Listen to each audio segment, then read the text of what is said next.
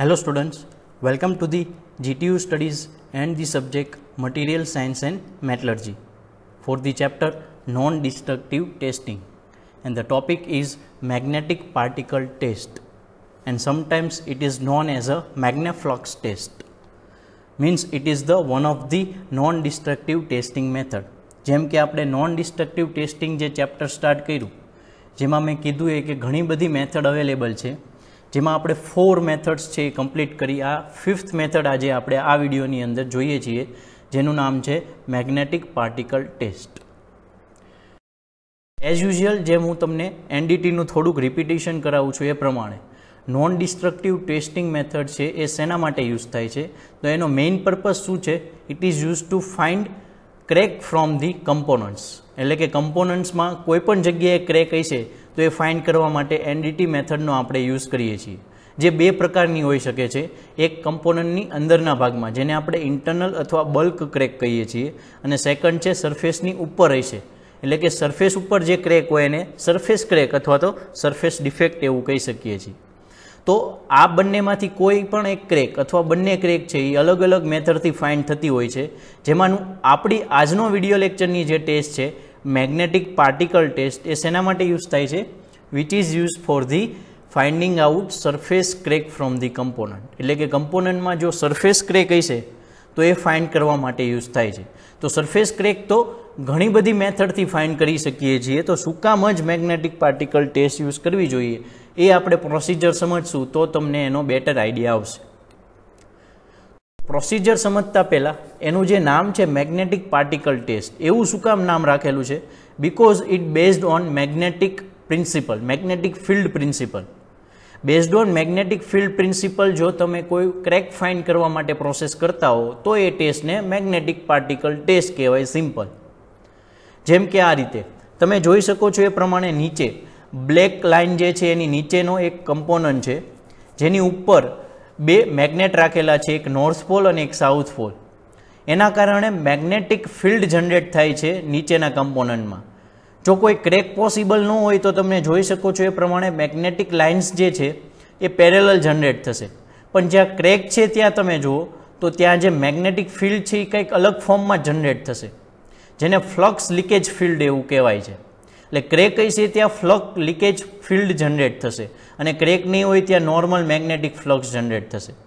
હવે આવો કોઈ કમ્પોનન્ટ છે એમાં ક્યારે મેગ્નેટિક ફિલ્ડ જનરેટ થઈ શકે? જ્યારે પોતે મેગ્નેટને એટ્રેક્ટ કરતો હોય તો જ, એટલે એ ફેરોમેગ્નેટિક મટીરિયલમાંથી બનેલો હોવો જોઈએ. તો આ જે લીકેજ ફિલ્ડ જનરેટ થાય છે એના પ્રિન્સિપલનો યુઝ કરીને આપણે ટેસ્ટ છે એ યુઝ કરશું. કઈ રીતે હવે એ જોઈએ. તો પ્રોસિજર એક્ઝેક્ટલી સમજતા પહેલાં થોડુંક એનું બેઝિક છે આપણે ક્લિયર કરી લઈએ. જેમ કે એના કમ્પોનન્ટ્સ બતાવી દઉં, કયા કયા કમ્પોનન્ટ્સની જરૂર પડશે. તો બહુ સિમ્પલ ટેસ્ટ છે. એક તો સેન્ટરમાં જે તમને દેખાય છે રેક્ટેન્ગ્યુલર બાર, જે આપણો મેઇન સ્પેસિમેન છે જેમાંથી ક્રેક ફાઇન્ડ કરવાની છે, એને લેફ્ટ અને રાઇટ સાઈડ બે મેગ્નેટની વચ્ચે પ્લેસ કરી દો, જેમાં એક પોલ હશે નોર્થ પોલ અને એક પોલ હશે સાઉથ પોલ, જેના કારણે ફેરોમેગ્નેટિક કમ્પોનન્ટમાં મેગ્નેટિક ફિલ્ડ જનરેટ થશે. રેડી. હવે જે કમ્પોનન્ટ લઈએ છીએ એનું મેગ્નેટાઇઝ નહીં થયેલું હોય, એટલે મેગ્નેટ નહીં હોય, એટલે સૌથી પહેલાં એનું મેગ્નેટાઇઝ કરવું પડશે. અને મેગ્નેટાઇઝ કરવું હોય તો ખાલી એક જ કમ્પોનન્ટ યુઝ થાય જે ફેરોમેગ્નેટિક હોય, નહીંતર એની અંદર મેગ્નેટાઇઝ થઈ શકે નહીં. એટલે ફેરોમેગ્નેટિક કમ્પોનન્ટમાંથી ક્રેક ફાઇન્ડ કરવા માટે આ મેથડ યુઝ થાય છે.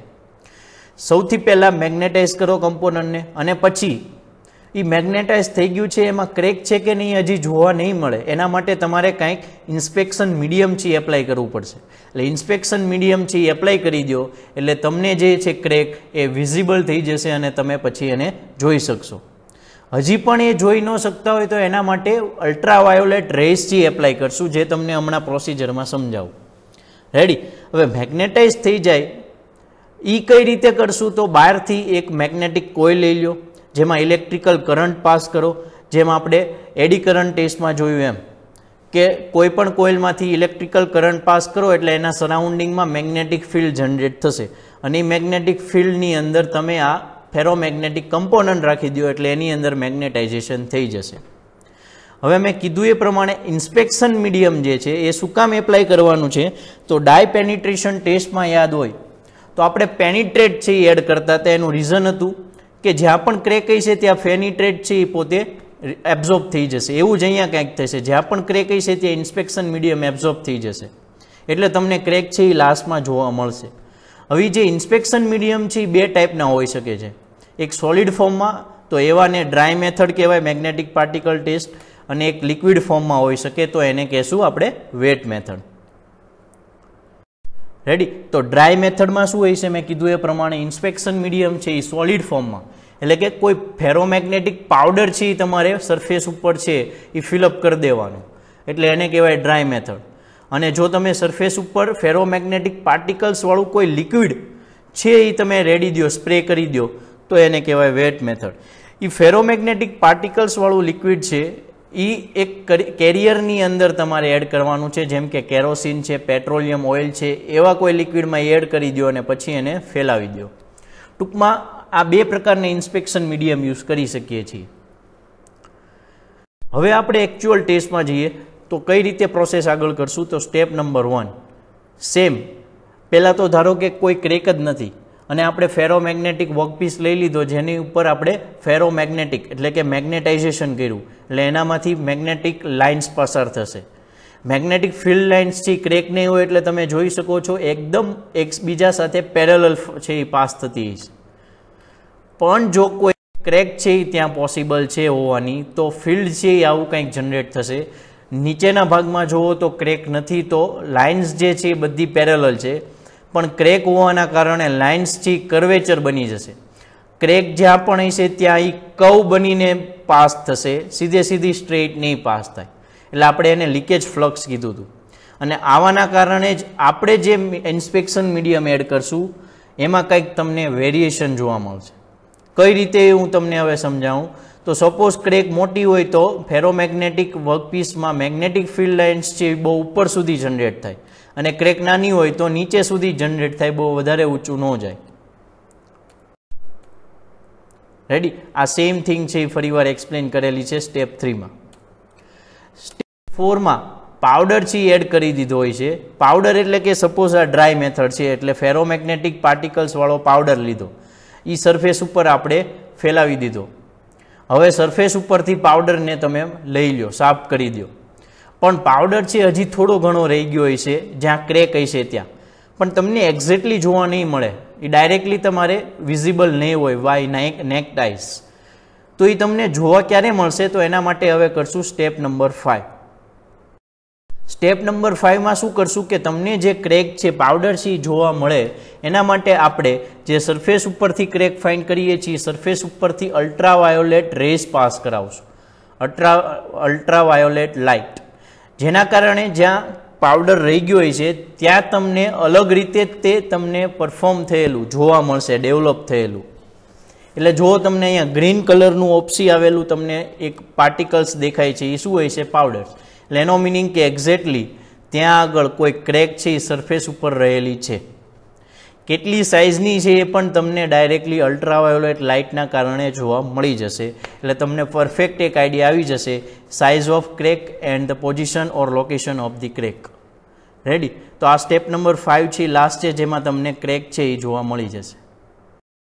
તો આ રીતે તમારે સ્ટેપ બાય સ્ટેપ છે મેગ્નેટિક પાર્ટિકલ ટેસ્ટ છે પરફોર્મ કરવાની છે અને આઉટપુટમાં રિઝલ્ટ લેવાનું છે.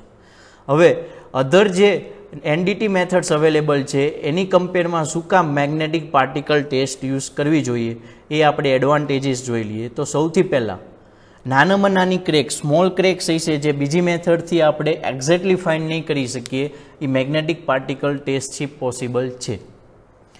કોઈપણ જાતની ઇલેક્ટ્રોનિક ડિસ્પ્લે છે એ જરૂરી નથી, જેમ કે રિઝલ્ટ જોવા માટે અલ્ટ્રાસોનિક ટેસ્ટમાં આપણે ડિસ્પ્લેની જરૂર પડતી હતી, એવી કોઈ ડિસ્પ્લેની જરૂર પડતી નથી. No limitation for the size and shape of the component, કોઈ પણ સાઇઝનો અને શેપનો કમ્પોનન્ટમાંથી આપણે ક્રેક ફાઇન્ડ કરી શકીએ છીએ. Instruments are portable and easy to handle. મેં કીધું એ પ્રમાણે બે મેગ્નેટ છે જેની વચ્ચે સ્પેસિમેન લગાડી દો અને એમાં મેગ્નેટાઇઝેશન કરવા માટે ઇલેક્ટ્રિકલ કોઇલમાંથી કરંટ પાસ કરાવો, જે કોઈપણ જગ્યાએ તમે લઈ જઈ શકો છો, એટલે પોર્ટેબલ અને ઇઝી છે હેન્ડલ કરવા. હજી વધારે આગળ એડવાન્ટેજ જોઈએ તો best method for the detection of fine Cello surface cracks. મેં જેમ કીધું એમ કે સરફેસ ક્રેક્સ છે ઘણીવાર સેલો સરફેસ ક્રેક્સ હોઈ શકે છે, જેમાંની ઘણી બધી મેથડ છે એ યુઝ કરીને ફાઇન કરી શકીએ છીએ, પણ એ બધામાંથી બેસ્ટ મેથડ છે યુઝ કરવાની. Fast and relatively simple NDT method. કોઈ કોસ્ટ પણ વધારે નથી એટલે ઇનએક્સપેન્સિવ છે અને ફાસ્ટ રિઝલ્ટ આપે છે એટલે ક્વિકર છે. તો આ બધા એડવાન્ટેજના કારણે મેગ્નેટિક પાર્ટિકલ ટેસ્ટ છે એ બધી બીજી એનડીટી ટેસ્ટની કમ્પેરમાં યુઝ કરતા હોઈએ છીએ. સામે કમ્પેરિઝનમાં ડિસએડવાન્ટેજીસ જોઈ લઈએ તો only ferromagnetic material can be tested. સ્ટાર્ટિંગમાં જ મેં કીધું કે મેગ્નેટાઇઝેશન કરવાનું છે અને મેગ્નેટાઇઝેશન દરેક મટીરિયલનું ન થાય, એટલે કમ્પોનન્ટ છે ફેરોમેગ્નેટિક મટીરિયલમાંથી જ બનેલો હોવો જોઈએ તો જ તમે એનું ટેસ્ટિંગ કરી શકશો. Process required high current. કોઇલમાંથી હાઈ કરંટ પાસ કરશો તો એનું મેગ્નેટાઇઝેશન થઈ શકશે. Deep seated flaws may not be detected. જો વધારે ડીપમાં ક્રેક હોય તો એ તમે ડિટેક્ટ નહીં કરી શકો, જેને આપણે ઘણીવાર ઇન્ટરનલ ક્રેક એવું કહી દઈએ, જે એનડીટી મેથડમાં બીજી મેથડ્સ છે ઘણી બધી એનાથી પોસિબલ છે પણ મેગ્નેટિક પાર્ટિકલ ટેસ્ટથી પોસિબલ નથી. Local heating and sparking is possible because current is passing from the coil. એટલે હીટિંગ પણ થઈ શકે છે અને સ્પાર્કિંગ પણ પોસિબલ છે, એટલે ખાસ ધ્યાનથી કેર સાથે સ્કિલ સાથે પરફોર્મ કરવું જરૂરી છે. તો આ હતા એના ડિસએડવાન્ટેજ. અને લાસ્ટ છે આફ્ટર ટેસ્ટિંગ ડીમેગ્નેટાઇઝેશન ઇઝ રિક્વાયર્ડ.